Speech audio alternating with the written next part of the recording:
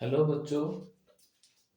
Last time हमने optics के अंदर एक नया टॉपिक स्टार्ट किया था जिसका नाम था इंटरफेरेंस। और इंटरफेरेंस के लिए हमने एक चीज की थी कि क्या कंडीशन होगी जिसके अंदर इंटरफेरेंस होगा, कंडीशंस फॉर इंटरफेरेंस। और ये इंटरफेरेंस दो तरह का होता था, एक कंस्ट्रक्टिव इंटरफेरेंस और एक डिस्ट्रक्टिव।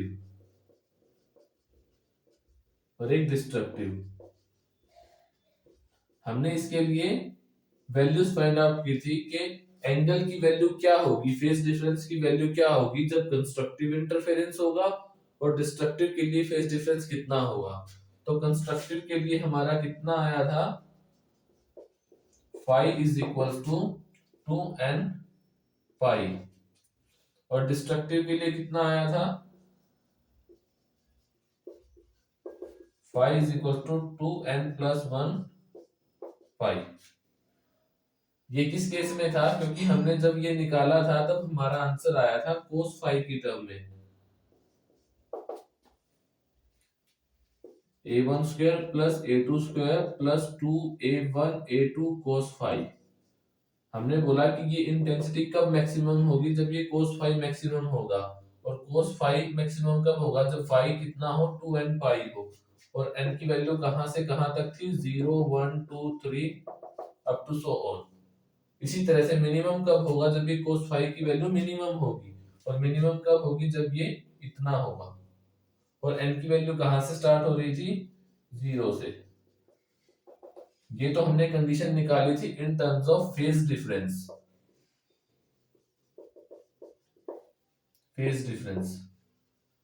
फिर इसके बाद हमने किया था कंस्ट्रक्टिव इंटरफेरेंस के लिए एक कंडीशन, कब, जब हम पाथ डिफरेंस निकाल रहे थे। पाथ डिफरेंस किस टर्म में आया था, x की टर्म में। और ये कितना था, n लैम्डा। तो ये कितना था, 2n+1 λ/2। ये आ गई थी हमारी conditions in terms of path difference. ठीक है भाई, ये तो हम इंटरफेरेंस जो लास्ट टाइम कल हमने किया था उसके अंदर पढ़ा था। अब हमें क्या करना है, इंटरफेरेंस हो चुका, हमें पैटर्न मिलता है। देखो पैटर्न कैसा मिलता है, हमने यंग्स डबल स्लिट एक्सपेरिमेंट के बारे में पढ़ा था। ये ऐसा था, यहाँ पे हमने एक सोर्स रखा था जिसको हमने पेरेंट सोर्स बोला था। ये लाइट यहां से यहां गई, अगेन ये लाइट यहाँ पे मैक्सिमम बनाती है जिसको हम बोलते हैं सेंट्रल मैक्सिमा।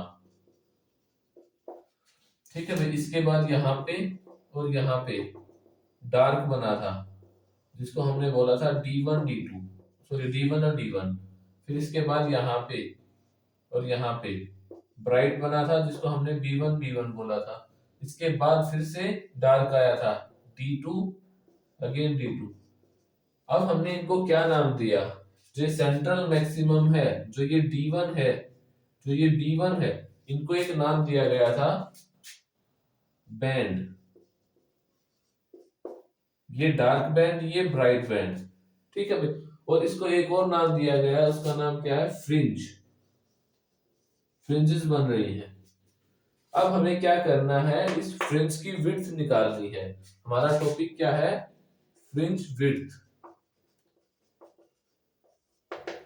ये डार्क, ये ब्राइट है, इसके बाद ये डार्क है। तो ब्राइट से डार्क के बीच में जितना गैप आएगा इसको हम क्या बोलेंगे, फ्रिंज विड्थ। ये भी क्या है, फ्रिंज विड्थ। दूसरा, जितनी लेंथ इसकी है इसको भी हम फ्रिंज विड्थ बोलेंगे, क्योंकि जहां तक सेंट्रल होगा, जहां तक ये ब्राइट होगा, ये इसकी विड्थ होगी, इसको फ्रिंज विड्थ बोलेंगे। इसके जस्ट बाद यहां से डार्क स्टार्ट हो गया, ये डार्क है, ये भी तो इसकी फ्रिंज विड्थ है, यहां से लेके यहां तक। अगेन फिर से ब्राइट स्टार्ट हो गया, ये ब्राइट की फ्रिंज विड्थ है। अब हमें ये विड्थ निकालनी है कि ये कितनी होगी, इसका फॉर्मूला बनाना है। ठीक है भाई, हमारा डायग्राम यही रहेगा, इसको रब करके दोबारा बना के फिर से देखते हैं। टॉपिक तो समझ में आ गया कि हमें करना क्या है। देखो भाई हमने फिर से वही डायग्राम बनाया, ये हमारी स्क्रीन है, ये हमारा सोर्स है।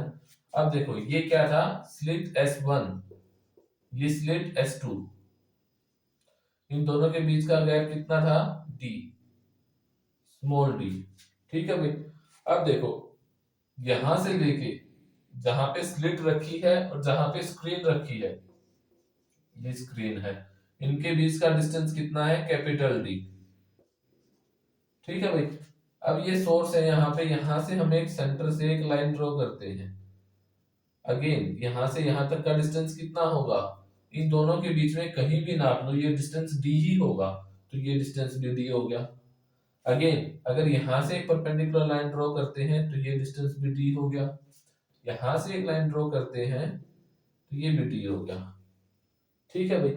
अब यहां से लाइट गई, ये लाइट यहां पहुंची और ये लाइट यहां पहुंची। अब हमने यहाँ पे कोई एक जनरल पॉइंट कंसिडर कर लिया P, S1 से यहाँ पे लाइट जा रही है, देखो ये लाइट गई यहाँ पे, तो इसकी लेंथ कितनी हो गई, S1P। ठीक है भाई। अब S2 से भी यहाँ पे लाइट तो जाएगी, चाहे कम जाए चाहे ज्यादा जाए, बट लाइट तो पहुंचेगी। हमने यहाँ से यहाँ पे लाइट पहुंचा दी, ये कितना हो गया, S2P, इसको लिख दिया हमने S2P।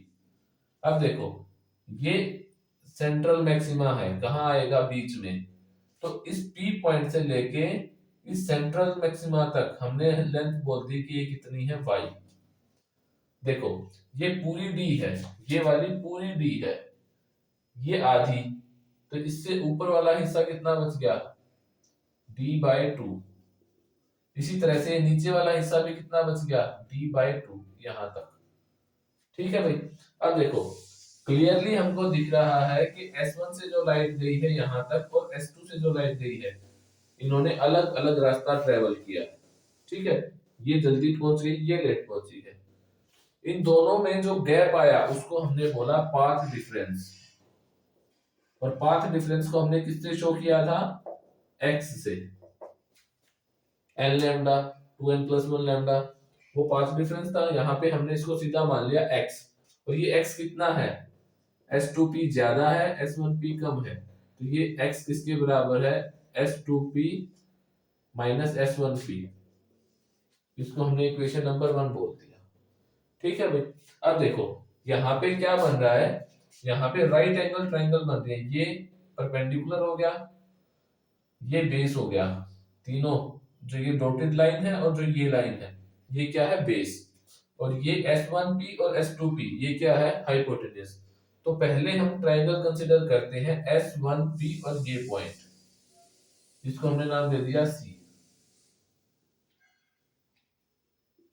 In triangle S1P, S1P और C, ये क्या है, हाइपोटेन्यूज है, तो हाइपोटेन्यूज का स्क्वायर किसके बराबर होता है, base square plus perpendicular square, और बेस क्या है, ये D, तो इसको हमने D लिख दिया, प्लस ये कितना है, ये y तो यहां तक हो गया, ट्राइंगल ये है तो y में से d गया, y - D/2 का होल स्क्वायर, y माइनस, देखो ये D/2 इस y में से माइनस कर दिया हमने, इस y में से ये वाला माइनस कर दिया, तभी तो ये बचेगा PC का स्क्वायर, परपेंडिकुलर का स्क्वायर, ये परपेंडिकुलर ये भी परपेंडिकुलर, बट हम ट्राइंगल ये ऊपर वाली कंसीडर कर रहे हैं, तो ये y - D/2 का होल स्क्वायर हो गया, इसको हमने बोल दिया इक्वेशन नंबर 2। अब तीसरी इक्वेशन, तीसरी ट्राइंगल लो S2P, और इसको हमने नाम दे दिया C आ गया, D यहाँ पे है, इसको हमने नाम दे दिया E।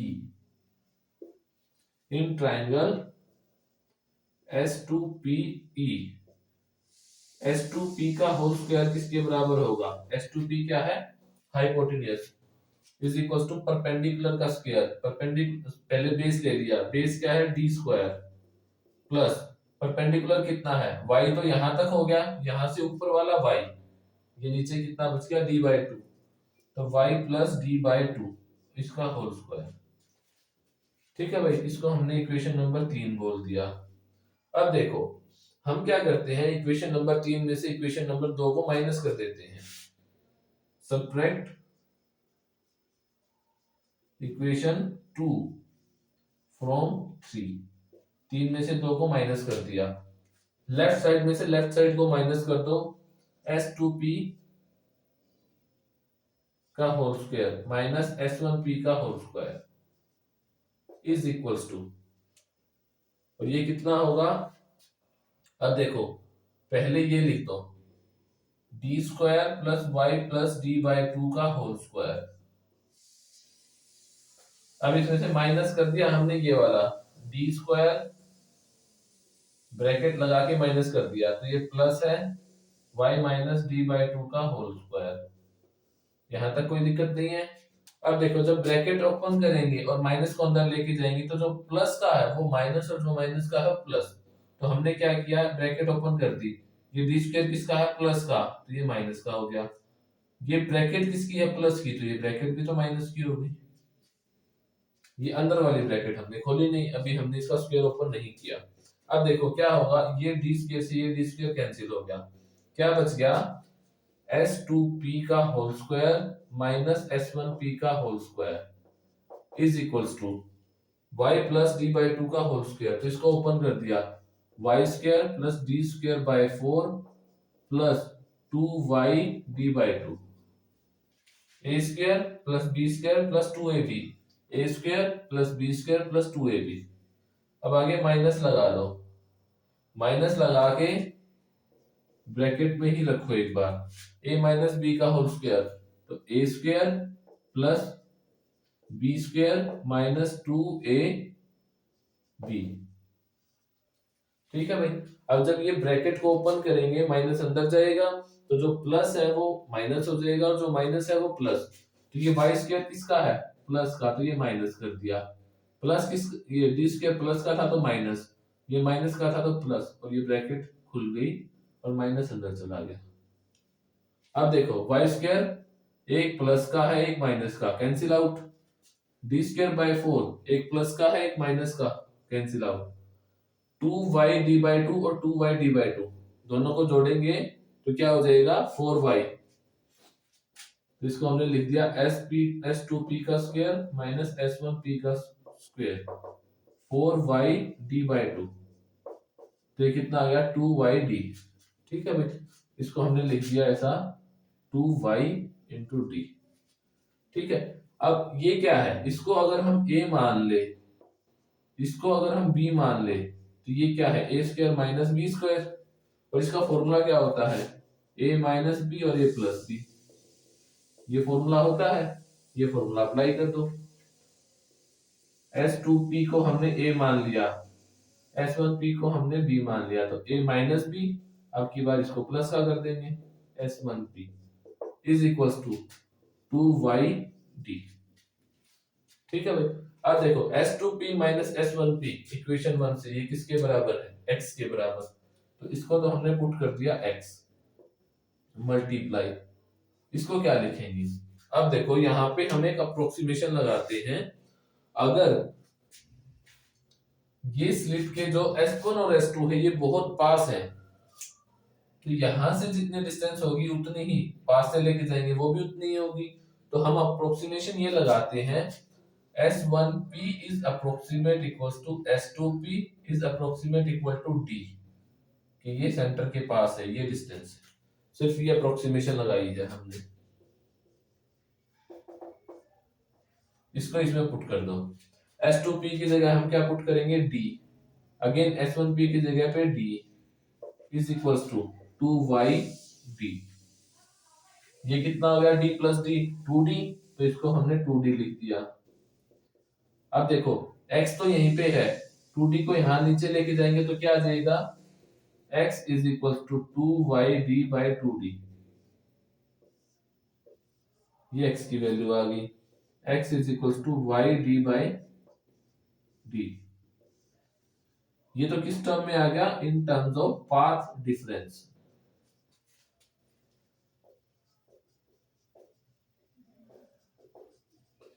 ये है देखो S2P S1P, इसमें से ये माइनस किया है, बट हमें ये डिस्टेंस तो गिवन ही नहीं है। हमें ये D गिवन है, D/2 गिवन है, या फिर हमको क्या गिवन होगा, अगर कोई लाइट आ रही है तो उसकी वेवलेंथ गिवन होगी लैम्डा। तो हमें ये किस फॉर्म में लेके आना है, लैम्डा की टर्म में लेके आना है।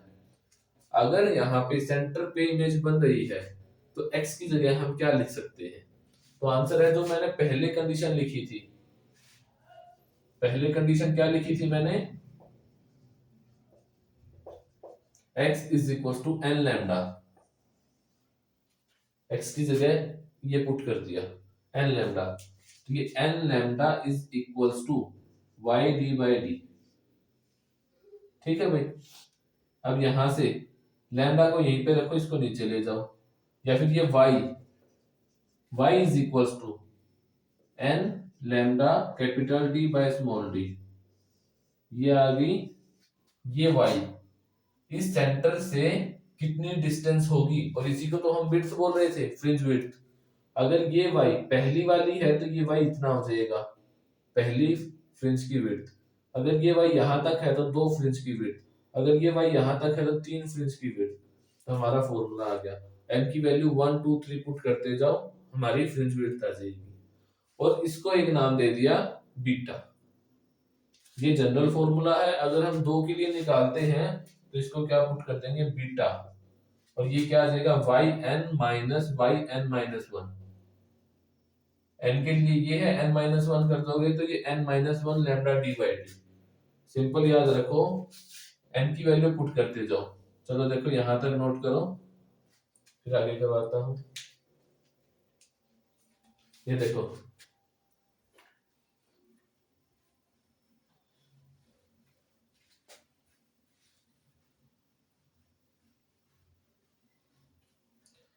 y की वैल्यू कितनी है, n lambda D by D.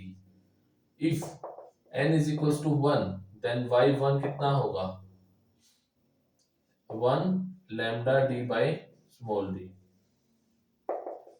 If n is equal to 2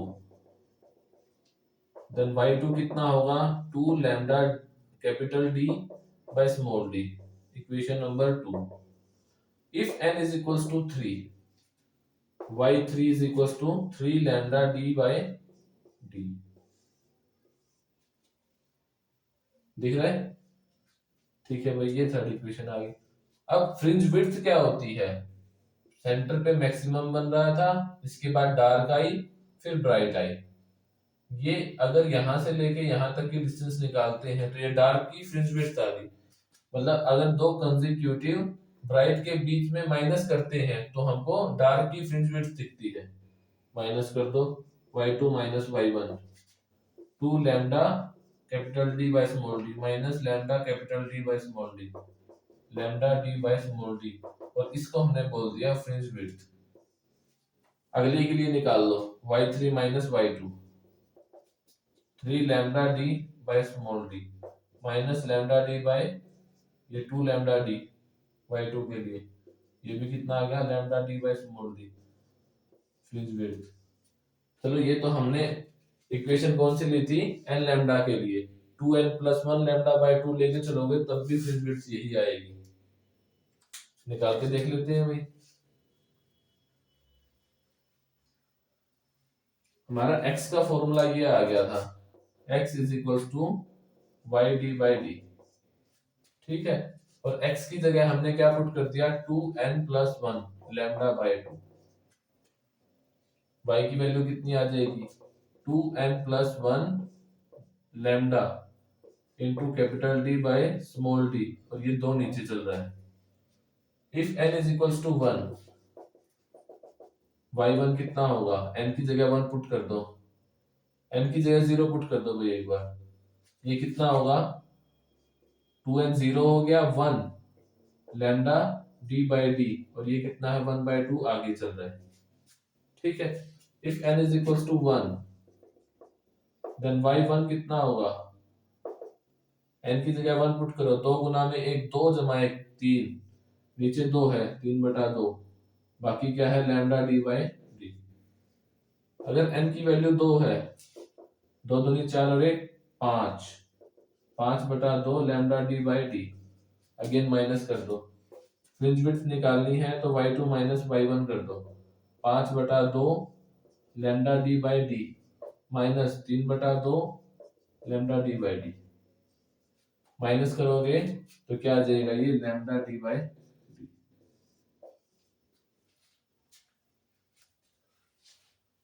यही आएगा या हाफ आ जाएगा?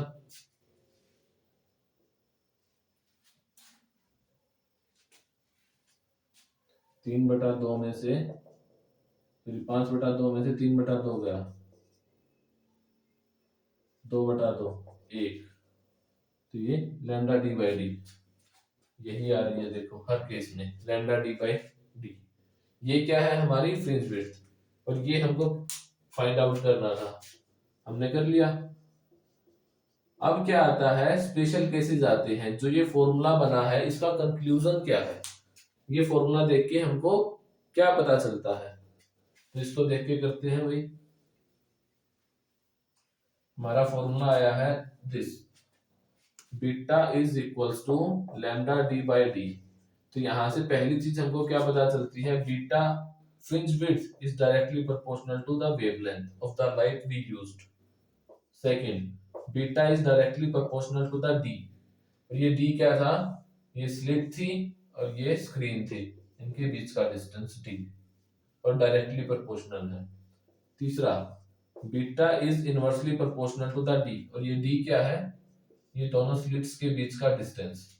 अब देखो यहां से देखो थर्ड से, अगर ये डिस्टेंस जितनी कम होगी फ्रिंज विड्थ उतनी ही अच्छी बनेगी, उतनी ही ज्यादा बनेगी, बढ़िया बनेगी।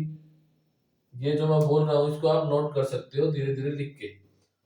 दूसरा, ये डिस्टेंस स्लिट से ये स्क्रीन जितनी दूर होगी फ्रिंज विड्थ उतनी ही अच्छी बनेगी, उतनी ही क्लियर दिखाई देगी।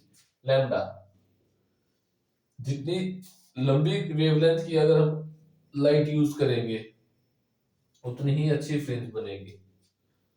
ठीक है भाई। अब कंसेप्चुअल क्वेश्चन इसमें क्या आता है, जब हम ये टॉपिक कर रहे थे हमने पहली चीज बोली थी कि जो ये सोर्स लिया है यहाँ पे, ये मोनोक्रोमेटिक लाइट का है, सिंगल लाइट का है। अब क्वेश्चन क्या आता है कि अगर इस सिंगल की जगह हम व्हाइट लाइट यूज करते हैं, व्हाइट लाइट कौन सी, जो सन से आ रही है 7 कलर, तो क्या हमको यहाँ पे फ्रिंजेस मिलेंगी? तो आंसर है हमको फ्रिंजेस मिलेंगी, लेकिन पहले कुछ कलर्स हैं वो हमको अच्छे से दिखाई देंगे, बट बाद में जो फ्रिंज बनेंगी वो ओवरलैपिंग की वजह से हमको सिर्फ व्हाइट ही दिखाई देगी। इसका ये रीजन है। ठीक है भाई, ये कंसेप्चुअल क्वेश्चन है आपका।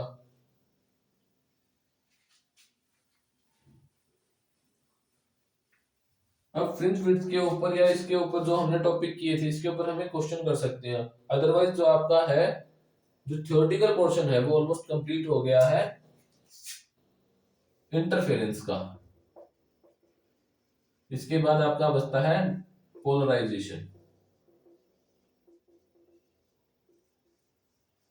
ठीक है, ये हम बाद में करेंगे, पहले इसके कुछ न्यूमेरिकल्स देखते हैं। देखो पहले ये रब करके मैं इस पे न्यूमेरिकल लिख रहा हूं, आप उसको सोल्व करो।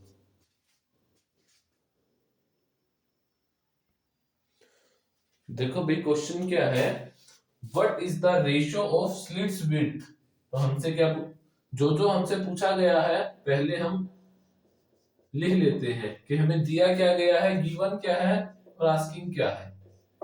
अच्छा भाई, व्हाट इज द रेशियो, तो हमसे रेशियो पूछा गया है तो हमने लिख लिया।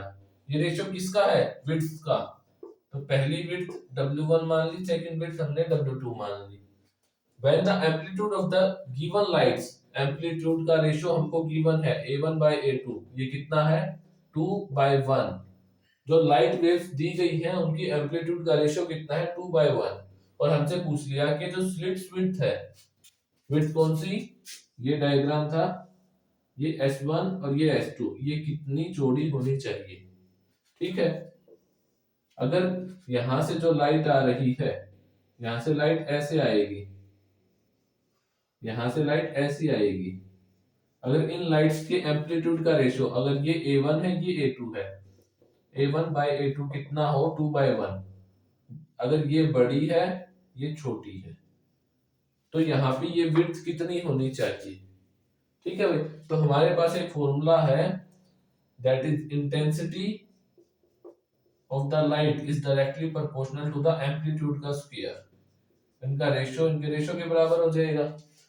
और जब हमने कल किया था तब हमने पढ़ा था कि विड्थ जो होती है वो इंटेंसिटी के बराबर आएगी, जितनी चौड़ी होगी इंटेंसिटी उतनी ही ज्यादा होगी। विड्थ का रेशियो भी किसके बराबर होता है, एम्पलीट्यूड के स्क्वायर के बराबर। इंटेंसिटी को बीच में से हटा दो, तो विड्थ किसके बराबर आ गई, एम्पलीट्यूड का स्क्वायर, और ये हमको गिवन है 2/1। तो विड्थ कितनी आ गई, 2 का स्क्वायर 4, 1 का स्क्वायर 1, तो रेशियो कितना आ गया 4:1। अच्छा, अभी यहां तक तो हमारा सिंपल था। अब हमसे पूछा गया है deduce the ratio of intensity at maxima and minima. जब लाइट यहाँ पे आ रही है तो मैक्सिमम बना रही है, मैक्सिमम ब्राइटनेस, और जब लाइट यहाँ पे गिर रही है तब मिनिमम बन रही है, डार्क बन रहा है, यहाँ पे ब्राइटेस्ट बन रहा है। तो वो उस इंटेंसिटी का रेशियो क्या होगा, इंटेंसिटी किसके बराबर होती है, ये I is directly proportional to the A square, amplitude का स्क्वायर ये होता है। बट जब हम मैक्सिमा और मिनिमा निकालते हैं तब हमने लास्ट टाइम ये किया था, intensity of the maximum light is equals to A1 plus A2 का होल स्क्वायर होता है। मिनिमम क्या होता है, A1 माइनस A2 का होल स्क्वायर होता है। Amplitude of the first wave, इसको उल्टा भी लिख सकते हो भाई, A2 plus A1, A2 minus A1, तो वो देख लो कि किसका एम्पलीट्यूड ज्यादा है उसमें से माइनस कर दो। ठीक है, अब हमें ये निकालना है, तो हमें एम्पलीट्यूड का रेशियो गिवन है A1 बाय A2, ये कितना है 2/1, तो यहां से हम वैल्यू निकाल सकते हैं, क्रॉस मल्टीप्लाई कर दो, A1 is equal to 2 time of A2,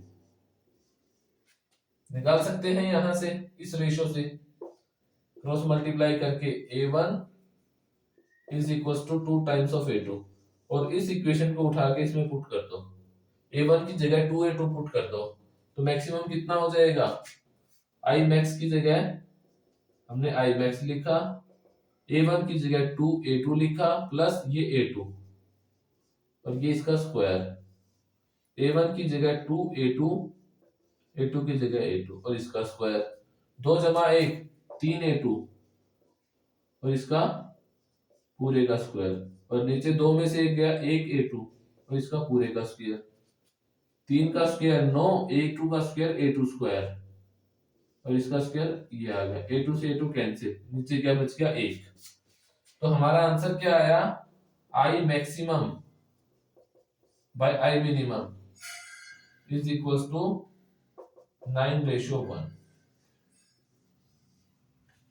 ठीक है भाई, अब देखो जितने क्वेश्चंस आप खुद करके देखोगे, जितनी प्रैक्टिस करोगे उतना ही आपके लिए सही है, क्योंकि इस तरह के एग्जांपल आपके एग्जाम में आ सकते हैं। ठीक है भाई, इसको सोल्व कर लो, बाकी हम कल करेंगे। Thank you.